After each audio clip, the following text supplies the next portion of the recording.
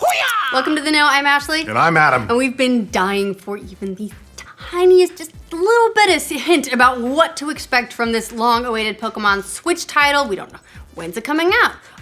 What's gonna play like? How's it gonna make use of the Switch concept as a whole? How is it gonna be different from 3DS? What's gonna be new? Set your expectations appropriately, grains of salt and all that. All the grains. But one new rumor could give us an idea of what the new Pokemon game might look like, and it's quite a visual upgrade. It's so exciting.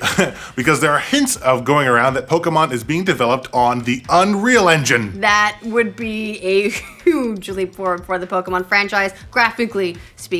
While the franchise is one of the most popular in video game history, it's never exactly been a graphical powerhouse. Although the most recent Pokemon titles push that super beefy 3DS hardware to its absolute limits, all 800 by 240 pixels of it, baby. Oh hey, what's up? Although a lot of the assets were created for a much higher resolution, which is why everyone was like, oh, this could be like they could maybe bring it out for the Switch, and then they haven't yet. But they could have. People are going a little crazy about this rumor, so we'd like to break down where it comes from, why this could be important, why it could also mean nothing at all. So potentially sorry to rain on the Poke Parade, as much as we also would love this to be the case. Anyway, the whole thing started thanks to a job posting on Creatures Incorporated, a Japanese developer affiliated with the Pokemon Company that helped with the new models on Sun and Moon.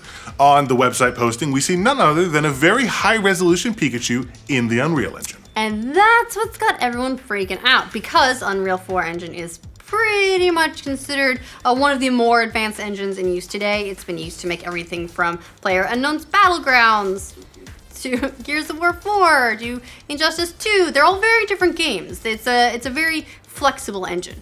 And for Pokemon, it's basically a light years leap ahead, and the internet's already gotten a little thirsty about the idea a few times before. Remember last year when someone made a tech demo of Pokemon Incineroar and Salazzle facing each other using Unreal Engine 4 and battle animations from Sun and Moon? Yeah. They look good. They look pretty good. Yeah. Look really good. And they got a lot of people wondering what a Pokemon game might look like with modern graphics. Well, reasonably modern graphics is the Switch we're talking about. It does have some limitations, yes, due to the power. Of course, some might have trouble believing that a Nintendo game would use Unreal Engine graphics to begin with, because it's Nintendo and they kind of do their own thing for the most part, but it's not actually all that far-fetched. Back in February, Shigeru Miyamoto told investors in a Q&A session that Nintendo's engineers were masters of the Unreal Engine now, thanks to how well it works on the Switch. That's promising. Miyamoto said even though game software developers in the US and EU are often said to have superior skills to their Japanese counterparts when it comes to software development techniques, Nintendo software developers have mastered state-of-the-art technologies such as Unreal Engine, and their skills can now be compared with those of Western developers. Now, at the time, he was backed up by managing executive officer Shinya Takahashi. The two didn't quite go as far as saying that Nintendo would be using Unreal itself to speed up development, but hinted at it pretty strongly by saying there wouldn't be a need to create their own engines for some of their first-party titles. However, in the months that following that, it has been confirmed that it's happening for at least some of them.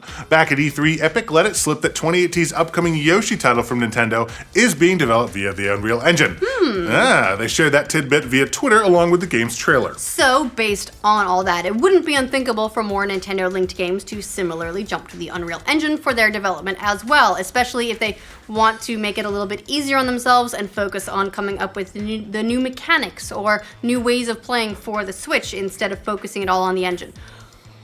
Or this is all an elaborate misunderstanding, which is just as possible because of who is posting this job. As you're probably well aware, Creatures Inc. isn't the company that directly makes mainline Pokemon games. That would be Game Freak.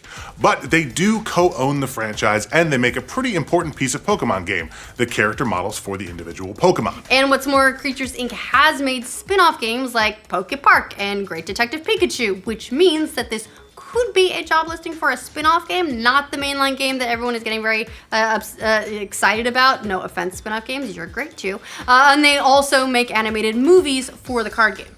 Then again, if a mainline Pokemon game is going to come to Switch, it's going to need to step up graphically speaking. It's got to do something to set itself apart from what's been on 3DS. Right, so using the Unreal Engine for the character models does make sense. The Switch also makes some other exciting things possible as well. And the Pokemon companies hinted about that much, at least in the past. In a previous interview with Bloomberg, President Tsunekazu Ishihara said, "With the Switch, we see it as a chance to create Pokemon that goes deeper and with a higher level of expression. As a result, that makes it an extremely important platform. Right now, we are using 7 to 8 inch screens, but on a high definition TV, you can express a whole different world with graphics and sound." He also hinted at a couple of gameplay mechanics, specifically around local co-op. He went on to talk about that feature of the Switch, saying, "Until now, games were made as one for one person, but now you can go home and play with everyone. So how do we tackle these themes, and how do we make sure it's not complicated?" And, okay, well, that caps off just about everything we do actually know about the project, which was first reported to the internet as Pokemon Stars. Potentially, that's what we were all calling it, at least set for a release this year, which totally didn't happen. If you're wondering what happened with that, Eurogamer dug into it and basically discovered that while there were efforts to develop Stars alongside Sun and Moon, things changed after the Switch got popular.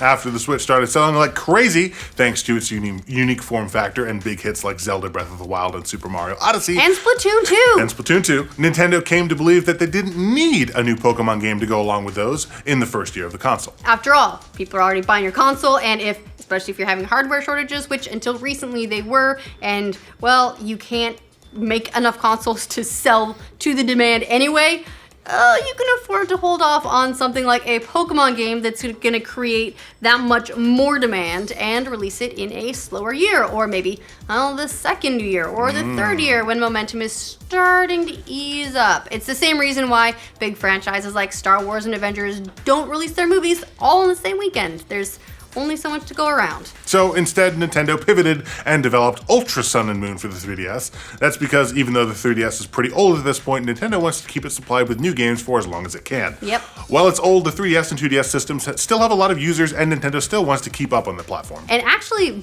believe it or not, this was a great year for 3DS hardware sales. It actually outsold 2016. Now, interestingly, Eurogamer added that while Stars had been planned and worked towards while Sun and Moon were in production, it never represented a true leap towards what a Pokemon designed for significantly more powerful hardware might be. So instead of a rushed out, upscaled Stars, we might be getting a truly next-gen Pokemon, which in the end might be the best case scenario for fans. I think it is. I would agree. I think that if they had done Pokemon Stars, what we would end up with is something like an iteration of what we already had on 3DS, and it sounds like what they really want to do is make a splash when it comes to Switch. This will be the first time a mainline Pokemon game has been available on a home console, and Switch is also a handheld console. It's a hybrid, yes, but how often have people been able to play a mainline Pokemon title on their TV at home? It's a new thing for a lot of people. Yep. So I think that they need to do it right. They want to do something new, and they want to really take it up a notch. I think that's the right approach. I think so too. Even if it does mean that we have to wait, maybe we'll get an announcement about this in a couple months for release in 2018. Cross some Maybe fingers. Fingers crossed, but more likely, especially if they're at the point where they're at now, 2019 maybe.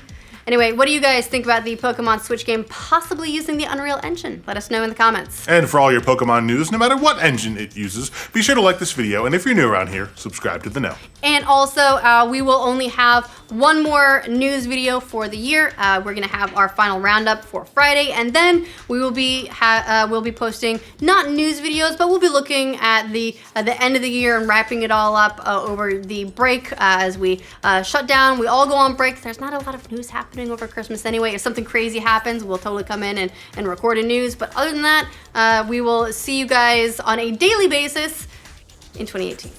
Bye-bye.